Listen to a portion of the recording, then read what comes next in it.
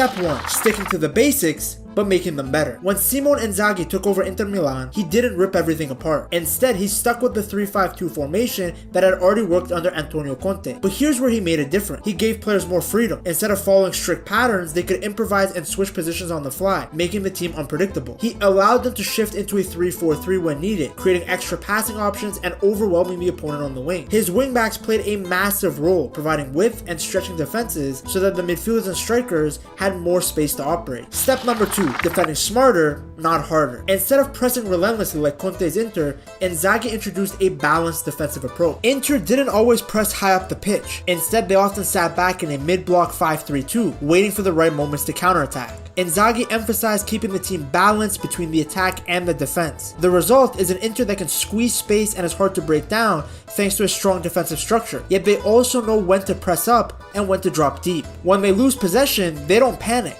Instead, they press immediately in short bursts, disrupting the opponent's play before they can counter. The team stays compact and patient, knowing exactly when to push forward and when to drop deep to maintain control. Step 3. Attacking with speed and purpose. Inter under Inzaghi don't just keep the ball for the sake of it. They want to strike quickly and efficiently. They move the ball from the defense to the attack in just a few passes, catching opponents off guard. One of Inzaghi's favorite moves? Well, that's pulling defenders to one side, then switching play to an open wingback or striker making a run. Sometimes in the build-up, you'll actually see the central midfielders come where the center backs are supposed to be and the center backs where the midfielders are. By having the midfielders and defenders frequently rotate positions, it keeps the opposition guessing and opens up new passing lanes. As I said, Inzaghi's playstyle is all about being quick, direct, and decisive. Since his time at Lazio, his philosophy has been to attack fast and break through defenses rather than just keeping possession without purpose. I'm looking at you, Thiago Motta. At Inter, the build-up is all about smart movements. A common strategy they use is drawing opponents to one side before quickly switching the play or sending runners in behind on the other. By overloading one side with short passes and combinations, Inter can either cross from wide areas or pull defenders out of position to attack through the middle. Their flexible movement, along with the speed and width provided by the wingbacks, have made Inter one of the most dangerous attacking teams in Serie A. I'd go even further and say they're one of the deadliest teams in all of Europe. Step 4.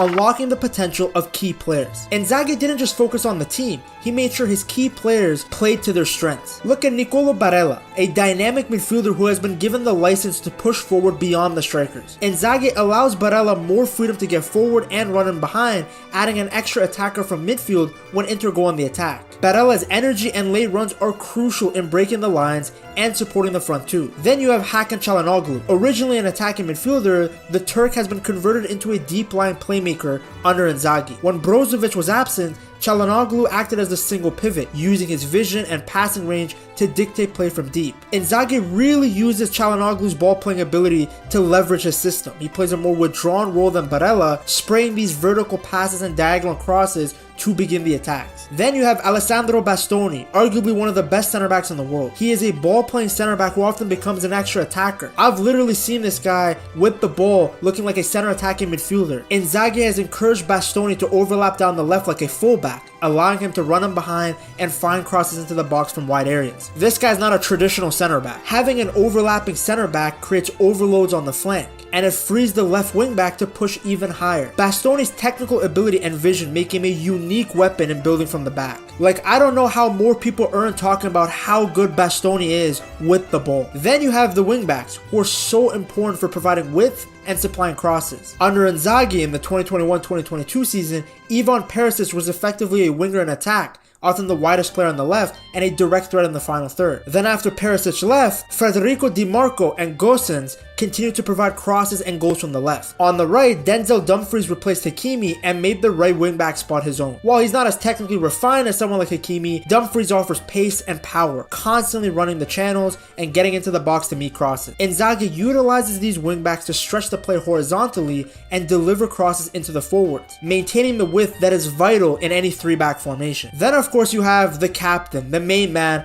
Lautaro Martinez. After having sold Lukaku, Inter leaned heavily on Lautaro to lead the line. Inzaghi has helped Lautaro grow into a more complete forward, not just a scorer, but also a leader in the attack. He often drops deep to link with the play, and he creates space while still being the focal point for finishing chances. He really thrives on quick service from the midfielder out wide, and he's able to get that because Inzaghi has emphasized making quick transitions. Lautaro is so important to this team. That's why the club was so adamant in keeping him during the whole financial situation in 2021. He's the cornerstone of the club along with players like Bastoni and Barella. Under Inzaghi, Lautaro has hit another prime, becoming one of Serie A's top scorers and the main man in their attack. Step 5. Building a winning mentality. A great team isn't just about tactics, it's also about believing in yourself. And that's where Inzaghi has made a huge impact. After the intense reign of Antonio Conte, Inzaghi brought a sense of calm to the squad, allowing players to express themselves. He never lets the pressure get to the team. After big defeats, he keeps morale high instead of punishing the players. Inzaghi's Inter is known as a team that thrives in big games. After having won multiple Coppa Italias and Supercoppa finals under him, he ensures that every player feels valued, rotating the squad and giving bench players chances to shine. He's managed to keep a deep squad happy by rotating guys and giving them different roles to play. This rotation has allowed all players to stay involved and motivated. During congested parts of the season where there's a lot of games, he often shuffles the lineup without significantly dropping performance. A strategy that's really paid off, especially in cup competition. As a result, Inter have had so many different goal scorers in one season, a sign of depth and a team where everyone contributes. By trusting everyone and developing the whole squad, Inzaghi has built a united group in which each member feels valued and ready to step up when called upon. It really shows in the matches. The Inter players fight for one another and they maintain belief even when they go behind in games. Step 6. Smart transfers and squad evolution. Inter's financial situation wasn't great when Inzaghi arrived, so he had to be smart with transfers. He had to rebuild and reshape Inter's squad while dealing with financial constraints. The summer that he arrived was actually crazy. Conte had left and 2 superstars were sold to balance the books. Instead of expensive stars, Inter signed Denzel Dumfries to replace Hakimi and Edin Dzeko for Lukaku. Cheaper but effective replacements. Dumfries was coming off an impressive Euro 2020 and he provided athleticism and the drive needed on the flank at a bargain price. Though 35 at the time, Dzeko brought experience and proved immediately useful. He looked rejuvenated at Inter, scoring important goals and helping to fill Lukaku's shoes in the short term. Then of course it was important that they kept key players like Lautaro Martinez, Barella and Bastoni, the spine of the team. This allowed them to stay competitive. Young players like Di Marco and Aslani have been gradually integrated, making Inter stronger for the future. When big names left like Perisic or Skriniar, new leaders stepped up and the squad remained strong. In assembling the squad, Inzaghi and the club have struck a nice balance between short-term needs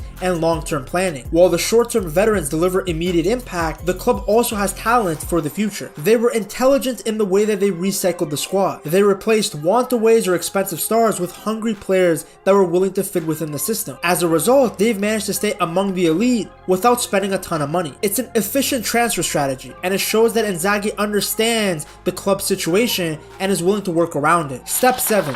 Winning trophies and staying competitive. Since Inzaghi took charge, Inter haven't just survived, they've thrived. Back-to-back Coppa Italia and Supercoppa Italiana victories really cemented their reputation as a team for the big moments. They even reached the Champions League final in 2023, proving that they can compete with Europe's best. In Serie A, well, they're constantly fighting for the title, always staying in the top 3 and challenging for the Scudetto. Their attacking numbers have also improved drastically. They're always within the top of the league when it comes to goal tally. Step 8. Keeping Inter's future bright. Inzaghi isn't just focused on the present, he's building a sustainable team for the future. He balances experience with youth, ensuring long-term success. His tactical flexibility keeps Inter one step ahead of their rivals, and the squad is stronger mentally and doesn't crumble under pressure. As long as Inzaghi is there, the club will continue to win trophies while staying financially responsible. Now there's one step in the blueprint that I didn't discuss, and that's because I've made a whole separate video on it. To check it out, you gotta watch this video right here.